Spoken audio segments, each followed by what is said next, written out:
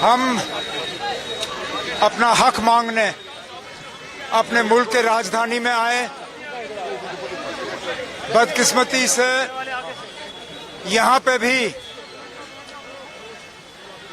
शांति से प्रदर्शन करने की इजाजत नहीं दी जाती। जमहूरियत का गला घोटा जा रहा है। हम लोग जम्मू कश्मीर से 50-60 ज्यादा से ज्यादा 100 लोग इस उम्मीद के साथ कि जंतर मंतर में बैठ के हम प्रदर्शन करेंगे और अपने हकूक मरकजी हुकूमत से मांगेंगे, मरकजी हुकूमत को याद दिलाएंगे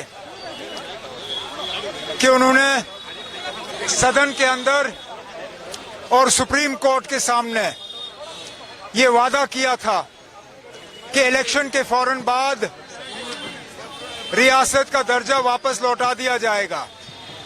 सुप्रीम कोर्ट का आदेश था as soon as possible, at the earliest, मतलब जितनी जल्दी हो सके आप रियासत जम्मू कश्मीर को वापस दे दो।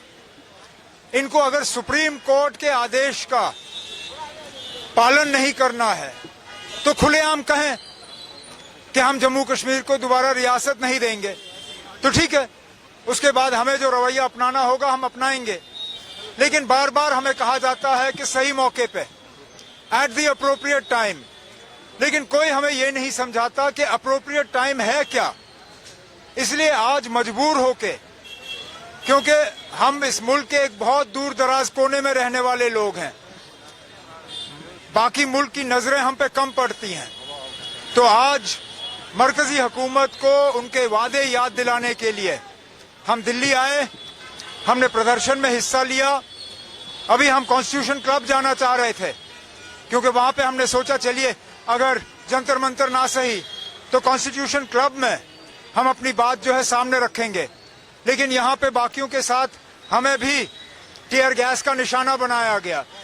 और कितने अफसोस की बात है, ये नौजवान जो यहाँ जमा हुए हैं, लड़के लड़कियां मुल्क के मुख्तलिफ कोनों से, सिर्फ इस हुकूमत से इंसाफ मांगने के लिए, जो नीट एग्जाम पे धांधली हुई, जो नीट एग्जाम के दौरान बच्चों को जो है तंग किया गया, जो उन्हें टेंशन और स्ट्रेस का सामना करना पड़ा, उसके लिए वो चाहते हैं कि कोई ना कोई जो है उसके लिए जिम्मेदारी जो है लें।